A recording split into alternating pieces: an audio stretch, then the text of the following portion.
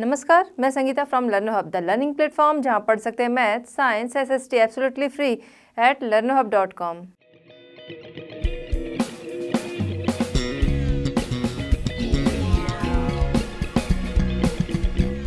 बच्चों, आज हम आपके लिए लाए हैं NCERT solutions for class 10th। Topic हमारा agriculture and NCERT question number 1 to 3।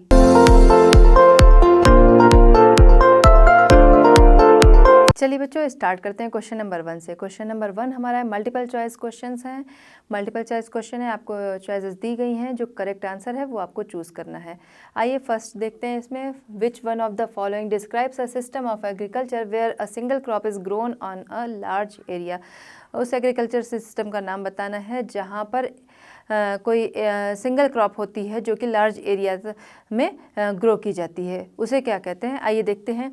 Option है ए शिफ्टिंग एग्रीकल्चर। शिफ्टिंग एग्रीकल्चर किसे कहते हैं? शिफ्टिंग एग्रीकल्चर मींस कोई भी क्रॉप किसी लैंड में जब ग्रो की जाती है, जब वो रेडी हो जाती है, फिर उसे वहाँ से काट लिया जाता है और उस लैंड को एक लंबे टाइम तक के लिए खाली छोड़ दिया जाता है फॉर फर्टाइल। और ये जो ड्यूरेशन होता है उसे खाली छोड़ने का, वो 10 to 12 ईयर्स भी होता है और उससे ज़्यादा भी हो सकता है। इसे हम कहते हैं शिफ्टिंग एग्रीकल्चर। नेक्स्ट है प्लांटेशन एग्रीकल्चर।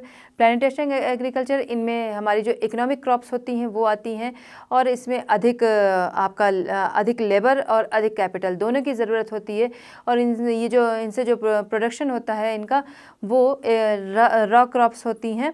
और जैसे कि हमारा है रबर है, शुगर केन है, कॉफ़ी है, टी है, उस टाइप की जो क्रॉप्स हैं वो इसमें आती हैं। तो जो हमारा क्वेश्चन है single crop is grown a large area, तो उसके अकॉर्डिंग हमारी ये जो बी ऑप्शन है ये करेक्ट होता है, क्योंकि प्लांटेशन एग्रीकल्चर जो है ये एक लार्ज एरिया में सिंगल क्रॉप जो होती है उन्हें उसे प्लांटेशन एग्रीकल्चर कहते हैं। नेक्स्ट है हॉर्टिकल्चर। हॉर्टिकल्चर में हमारी खाद्यान्न फसलें तो आती हैं, उसके अलावा इसमें हमारी वेजिटेबल, फ्रूट एंड फ्लावर्स ये सभी आते हैं। इन सभी की जहाँ पे इन सभी की खेती की जाती है उसे हम हॉर्टिकल्चर कहते हैं। हॉर्टिकल्चर के अंतर्गत फल फूल सब्जियाँ इन सभी की खेती आती है। नेक्स्ट है intensive agriculture. Intensive agriculture means कि वो लैंड जहाँ पर 1 ईयर में एक से ज़्यादा क्रॉप अगर ग्रो करते हैं उसे इंटेंसिव एग्रीकल्चर कहते हैं। तो जो हमारा राइट आंसर है इसमें option B plantation agriculture. Next हम आते हैं सेकंड पे। सेकंड क्वेश्चन हमारा है which one of the following is a rabi crop. Rabi crop इन ऑप्शंस में से कौन है? Rice, millets, gram and cotton. पहले जान लेते हैं रबी क्रॉप्स कहते किसे हैं। रबी क्रॉप्स वो जो कि अक्टूबर से दिसंबर के बीच में ग्रो की जाती है और जब ये पक जाती हैं तब इन्हें काटा जाता है। इनके काटने का समय जो होता है वो अप्रैल के आसपास का टाइम होता है। जब ये क्रॉप्स ग्रो होती हैं तो वो उस टाइम में इन्हें थोड़ा सा ठंडा मौसम चाहिए होता है, लेकिन जब ये पकती हैं तब इन्हें जो है खिली हुई धूप चाहिए होती है। तो जो अप्रैल के आसपास वाला टाइम होता है उस टाइम में इन्हें काटा जाता है। इनमें आते हैं जैसे गेहूँ, चना, मटर, इस टाइप की जो हमारी फसलें हैं, क्रॉप्स हैं, वो इसमें आती हैं। तो हमारे ऑप्शंस में है ग्राम, चना, तो ये ऑप्शन सी जो है वो है हमारा करेक्ट आंसर, जो कि रबी की हमारी क्रॉप है। नेक्स्ट है थर्ड हमारा है which one of the following is a leguminous crop. Leguminous crop किसे कहते हैं? आइए देखते हैं। ए है पल्सेस, बी है millet, C jowar and D sesame. जो कि फलीदार फसल होती है, जो कि फलीदार क्रॉप्स होती हैं, उन्हें हम कहते हैं लेग्यूमिनस क्रॉप्स। तो उसमें है ऑप्शन ए करेक्ट है, पल्सेस, क्योंकि पल्सेस जो हैं वो फलीदार हमारी फसलें हैं। चलिए बच्चों, नेक्स्ट हम आते हैं क्वेश्चन नंबर 2। क्वेश्चन नंबर 2 हमारा है answer the following questions in 30 words. 30 words में आंसर करना है। इनमें फर्स्ट हमारा है name one important beverage crop and specify the geographical conditions required for its growth. One important beverage crop बताना है और उसके लिए उसकी ग्रोथ के लिए कंडीशनल जो ज्योग्राफिकल कंडीशंस रिक्वायर्ड होती हैं वो बतानी है। तो इसमें हमारा पहले तो आंसर है कि बेवरेज क्रॉप जो कि मोस्ट इम्पॉर्टेंट है तो वो है हमारा टी। टी जो है वो हमारे हर घरों में यूज़ होती है, लगभग हर घरों में यूज़ होती है। आगे आंसर है हमारा, उसके लिए कैसी ज्योग्राफिकल कंडीशन चाहिए होती है, आइए देखते हैं। The tea plant grows well in tropical and subtropical climates endowed with deep and fertile well drained soil rich in humus and organic matter. Tea bushes require warm and moist frost-free climate all through the year. Frequent showers evenly distributed over the year ensure continuous growth of tender leaves. Tea is a labor-intensive industry. It requires abundant cheap and skilled labour. Tea जो होती है वो tropical और सब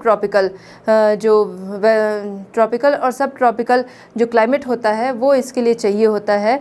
और इसके लिए soil कैसी चाहिए होती है? सॉइल इसके लिए चाहिए होती है डीप फर्टाइल सॉइल होनी चाहिए एंड वेल ड्रेन्ड होनी चाहिए। मीन्स कि इसके लिए, इसकी जड़ों के लिए गहरी मिट्टियाँ जहाँ पे हो उस टाइप की चाहिए, फर्टाइल सॉइल चाहिए।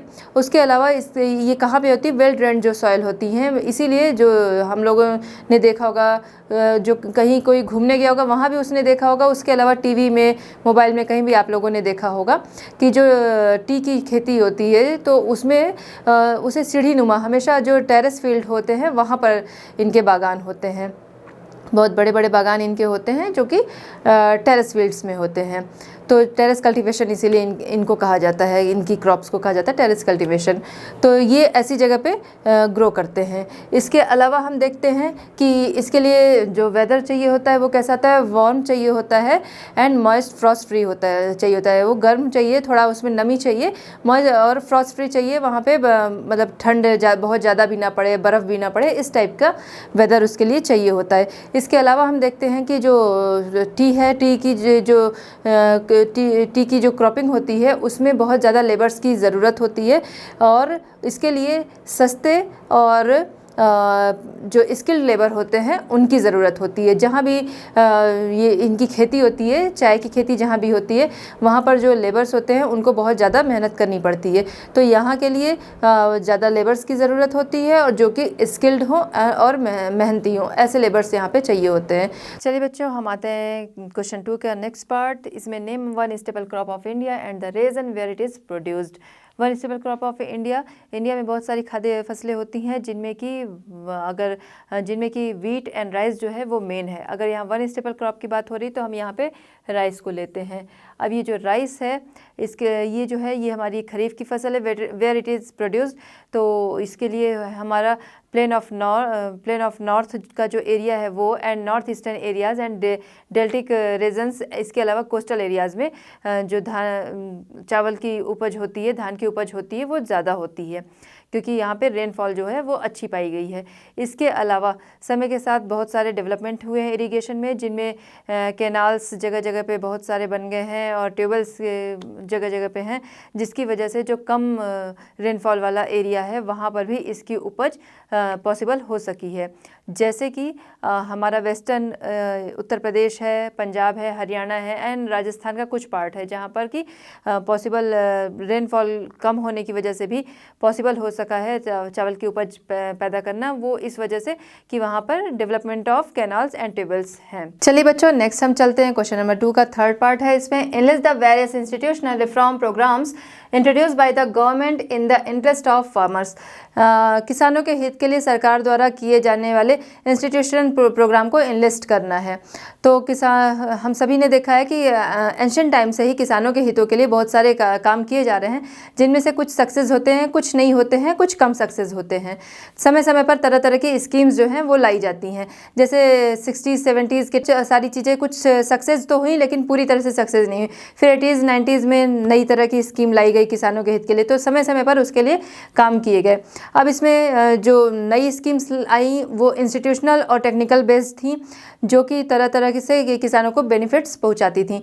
इसमें गवर्नमेंट द्वारा बहुत सारी पॉलिसीज़ लाई गई, जिसमें बाढ़ है, सूखा है, फायर है, या बहुत सारी बीमारियां फसलों में हो जाती हैं, डिसीज़ हो जाती हैं, उसके लिए तरह तरह की पॉलिसीज़ लाई गई, जिससे कि जो किसानों को इनकी वजह से नुकसान होता था वो नुकसान कम किया जा सके। सके। इसके अलावा किसानों को फार्मर्स को जो है लोअर इंटरेस्ट रेट पर लोन प्रोवाइड करने के लिए ग्रामीण bank, cooperative societies and banks जो हैं वो इस्टेब्लिश किए गए, जो जिससे कि किसानों को कम इंटरेस्ट रेट पर लोन दिया जा सके। इसके अलावा सरकार द्वारा समय समय पर इसके अलावा आकाशवाणी और दूरदर्शन के पे मौसम की जानकारी के लिए प्रोग्राम चलाए गए, जो अभी भी आते हैं, जो कि वेदर बताते हैं कब कैसा वेदर है, जिसके अकॉर्डिंग जो फार्मर्स होते हैं वो अपने काम कर सकते हैं।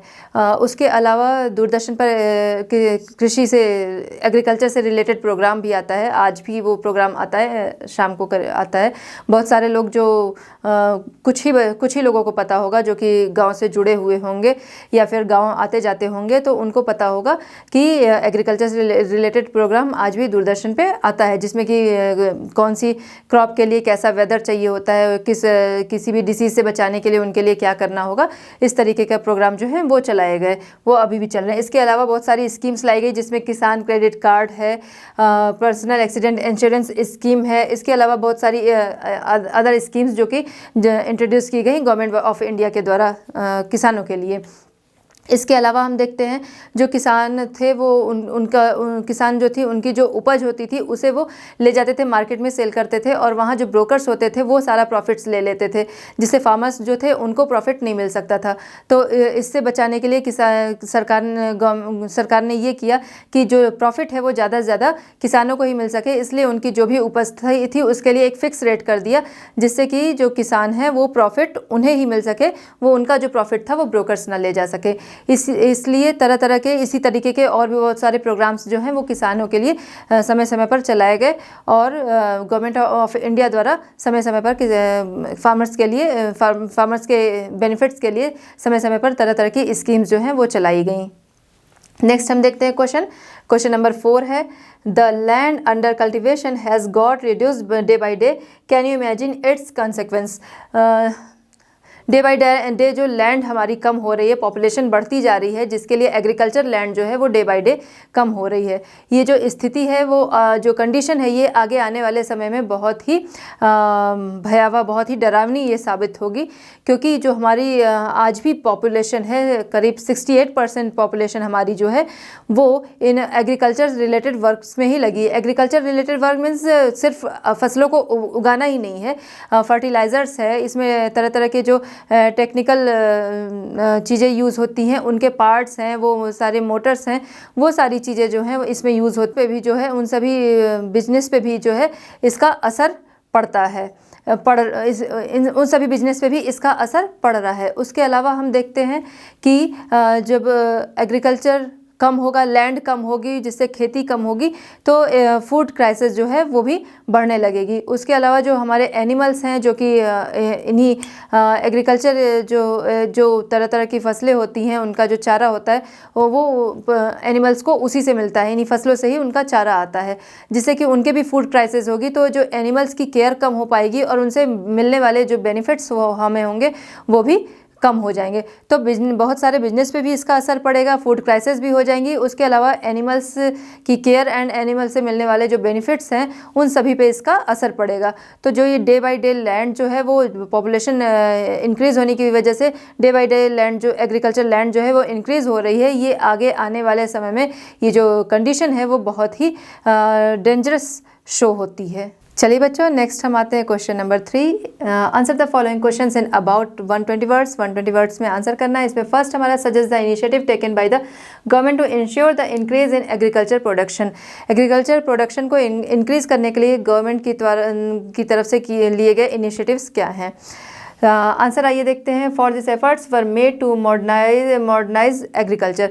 हमने देखा है समय समय पर एग्रीकल्चर को इंक्रीज़ करने के लिए गवर्नमेंट के द्वारा बहुत सारे स्टेप्स लिए गए हैं, जिनमें से एक ये भी है कि एग्रीकल्चर को मॉडर्नाइज़ किया जाए, मतलब पुराने तरीके से जो खेती की जाती थी उस तरह से ना करके नए तरीक़ों से खेती की जाए, जिससे कि कम लैंड पे ही ज़्यादा से ज़्यादा उपज जो है वो प्राप्त की जा सके, ज़्यादा से ज़्यादा क्रॉप जो है वो मिल सके। उसके अलावा हम देखते हैं establish Indian council of agriculture, Indian council of agriculture research and agriculture universities जो हैं वो एग्रीकल्चर को इम्प्रूव करने के लिए इस्टेब्लिश की गई, जिससे कि ज़्यादा से ज़्यादा रिसर्च हो सके और एग्रीकल्चर जो है वो इम्प्रूव हो सके हमारी। Priority is to given to research and development in the fields of horticulture development, meteorology and weather forecasting. Weather forecasting, मौसम पूर्वानुमान एंड अंतरिक्ष विज्ञान, उसके अलावा हॉर्टिकल्चर को के फील्ड में रिसर्च एंड डेवलपमेंट को प्रायोरिटी उन्होंने दी। ये सारे फील्ड से जिसमें कि उन्होंने गवर्नमेंट ने इन फील्ड्स में रिसर्च एंड डेवलपमेंट को प्रायोरिटी दी। जैसे कि हमारी जो तरह तरह की उपज होती हैं, जो हमारी खाद्यान्न फसलें जैसे कि चावल है, गन्ना है, इन सब चीज़ों में क्या होता है कि ज़्यादा पानी की आवश्यकता होती है, ज़्यादा से ज़्यादा सिंचाई की आवश्यकता होती है। तो गवर्नमेंट ने उन क्रॉप्स को प्रायोरिटी दी जिसमें कि कम पानी की ज़रूरत हो और ज़्यादा से ज़्यादा जो है वो इनकम उससे पाई जा सके, ज़्यादा से ज़्यादा इनकम पाई जा सके। जैसे हमारी हॉर्टिकल्चर में है, फ्रूट्स हैं, वेजिटेबल्स हैं, फ्लावर्स हैं, इस टाइप की उपज, इस टाइप के एग्रीकल्चर को बढ़ावा देने के लिए और इन्हीं फील्ड्स में रिसर्च एंड डेवलपमेंट को प्रायोरिटी गवर्नमेंट ने दी। इस तरह समय समय पर तरह तरह से रिसर्च होंगे इन सारे फील्ड्स में, जिसकी वजह से एग्रीकल्चर को बढ़ावा मिलेगा और वो मॉडर्नाइज होगी और कम लैंड पे ज़्यादा से ज़्यादा उपज जो है वो मिल सकेगी। तो गवर्नमेंट के द्वारा इस तरह जो है इनिशिएटिव्स लिए गए इंडियन एग्रीकल्चर को इंक्रीज करने के लिए। चलिए बच्चों, नेक्स्ट हम क्वेश्चन नंबर 3 का नेक्स्ट पार्ट देखते हैं। Describe the impact of globalisation on Indian agriculture. Indian agriculture पर ग्लोबलाइजेशन का इम्पैक्ट डिस्क्राइब करना है। आइए आंसर देखते हैं। Globalisation is not a new phenomenon, it was there at the time of colonisation in the 19th century when European traders came to India. Globalisation word जो है वो हमारे लिए कोई नया नहीं है, ये वर्ड हमारे पास पहले से ही है। जब 19th सेंचुरी में यूरोपियन ट्रेडर्स जो हैं वो इंडिया आए, जब वो इंडिया आए तो यहाँ पर उन्होंने यहाँ का जो उन्होंने सिल्क देखा एंड कॉटन देखा, यहाँ के स्पाइसेस थे, वो सारे यहाँ से इंडियन जो यूरोपियन ट्रेडर्स थे वो इंडिया से ले जाकर और यूरोपियन कंट्री में सेल किया करते थे। और यहाँ पर उन्होंने नील की खेती, कॉटन जो था, कॉटन के जो कपड़े होते थे उसे कलर करने के लिए नील की खेती पर, यहाँ के नील की खेती करने के लिए यहाँ के किसानों पर उन्होंने जोर डाला। तो ग्लोबलाइजेशन जो वर्ड है ये इंडियन एग्रीकल्चर के लिए कोई नया नहीं है। लेकिन हम देखते हैं कि जो मेन चैलेंज स्टार्ट होता है यहाँ के फार्मर्स के लिए आफ्टर 90s के बाद यहाँ के फार्मर्स के लिए नया चैलेंज स्टार्ट होता है, क्योंकि जो उनकी खुद की यहाँ की मुख्य फसलें हैं जिसमें वो इंडिया है जो आगे रहा है, जैसे कि राइस है, कॉटन है, रबर है, tea, coffee, jute, spices and our agriculture products जो हैं जो कि यहीं पे प्रोड्यूस होते थे अच्छी तरह से, उसके लिए जो डेवलप्ड कंट्रीज़ है उनके साथ हम कम्पीट नहीं कर सकते हैं। क्यों नहीं कम्पीट कर सकते हैं? क्योंकि अदर कंट्रीज़ को इन सब चीज़ों में काफ़ी हेल्प दी जाती है, वहाँ के लोगों को काफ़ी हेल्प दी जाती है, जो कि हेल्प यहाँ के जो फार्मर्स हैं उनको नहीं मिलती है। तो ग्लोबलाइजेशन जो है वो बढ़ाने के लिए, अपना ग्लोबलाइजेशन पहले से रहा है लेकिन उसमें फार्मर्स को जो है उसे बढ़ाने के लिए हेल्प नहीं मिलती, उसे बढ़ाने के लिए फार्मर्स को हेल्प देनी होगी, जिसके लिए करना होगा improvement of the condition of marginal and small farmers. Small farmers जो हैं और मार्जिनल फार्मर्स जो हैं उनकी जो कंडीशन है उसे इम्प्रूव करना होगा, उन्हें सहायता देनी होगी, उनकी जो खेती है उसे बढ़ाने के लिए उन्हें सहायता देगी, एग्रीकल्चर में उनकी हेल्प करनी होगी। उसके अलावा ऑर्गेनिक एग्रीकल्चर जो आजकल काफ़ी डिमांड में है उस पर ध्यान देना होगा, क्योंकि ऑर्गेनिक एग्रीकल्चर जो है वो आज के टाइम में काफ़ी डिमांड में है, क्योंकि उसमें फर्टिलाइज़र और केमिकल्स का यूज़ नहीं होता है, जिसकी वजह से लोग इसे ज़्यादा सेफ समझते हैं और इनकी डिमांड है और इनसे जो इनकम होती है वो ज़्यादा होती है, तो इस पे ध्यान देना होगा। इसके अलावा इंडियन फार्मर्स हैं उनको जो अभी तक वो फसल उगाते रहे हैं उसकी जगह पे ऐसी फसलें उगानी चाहिए जिनसे कि ज़्यादा से ज़्यादा इनकम हो, जिसमें लागत कम लगे और उनका जो प्रॉफिट हो वो ज़्यादा हो। जैसे कि राइस है, वीट है, इन सब में जो लागत होती है वो ज़्यादा लगती है, इनमें पानी ज़्यादा लगता है, सिंचाई की ज़्यादा ज़रूरत होती है। उसकी जगह हॉर्टिकल्चर को बढ़ावा देना चाहिए। उसके अलावा हम देखते हैं क्लाइमेट है वो वेरियस टाइप है। हमने देखा है कि इंडिया एक ऐसी कंट्री है जहाँ पर आपको हर तरह का क्लाइमेट मिल जाएगा।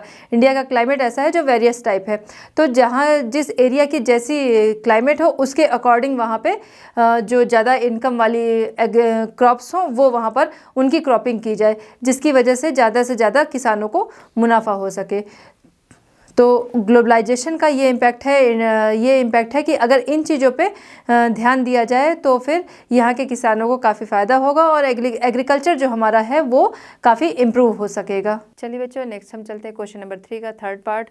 इसमें है describe the geographical conditions required for the growth of rice. Rice की ग्रोथ के लिए जियोग्राफिकल कंडीशंस जो होती हैं वो क्या होती हैं। क्वेश्चन हमारा यही है, इसका आंसर देना है कि उसके लिए क्या जियोग्राफिकल कंडीशंस चाहिए होती हैं। तो इसके पहले हम ये जान लेते हैं, जो हमारी राइस की क्रॉप है ये है हमारी खरीफ की फसल। जो राइस है ये हमारी खरीफ की फसल है। इसके लिए जो टेम्परेचर चाहिए होता है वो हाई टेम्परेचर चाहिए होता है, हाई ह्यूमिडिटी चाहिए होता है एंड हाई रेनफॉल चाहिए होता है। इसका जो टेम्परेचर होता है 25 डिग्री अबव होता है और एंड इसके लिए रेनफॉल जो होता है वो एनुअल रेनफॉल इसके लिए 100 सेंटीमीटर अबव होनी चाहिए। इसके अलावा हम देखते हैं कि इस जो कम रेनफॉल वाला एरिया होता है वहाँ भी इसकी उपज हो सकती है कैसे द्वारा इरिगेशन के द्वारा, जहाँ पर भी अच्छी सिंचाई की सुविधा होती है वहाँ पर कम रेनफॉल होने के बावजूद भी चावल की जो उपज होती है वो तैयार हो सकती है। कैसे development of canals and tube wells, बहुत सारे डेवलपमेंट हुए हैं कैनाल्स एंड ट्यूबवेल्स में, जिसकी वजह से कम रेनफॉल होने पे भी, कम रेनफॉल वाले इलाके में भी चावल की जो उपज है वो सिंचाई के माध्यम से हो सकती है। जो चावल की उपज होती है ये हमारी होती है main plain of north eastern areas, coastal areas and डेल्टाई रीजन्स जो होते हैं वहाँ पर चावल की फसल जो होती है रेनफॉल अच्छी होने की वजह से वो अच्छी होती है। इसके अलावा पंजाब, हरियाणा, वेस्टर्न उत्तर प्रदेश एंड राजस्थान के कुछ पार्ट, इन सब जगहों पे सिंचाई की रेनफॉल अगर कम, इन जगहों पे रेनफॉल कम होती है लेकिन सिंचाई के माध्यम से यहाँ पर चावल की उपज जो है वो अच्छी हो सकती है। हमारा आज का चैप्टर होता है कंप्लीट। मिलते हैं नेक्स्ट चैप्टर नेक्स्ट सॉल्यूशंस के साथ at Learno Hub. Learno Hub free है पर बेस्ट है।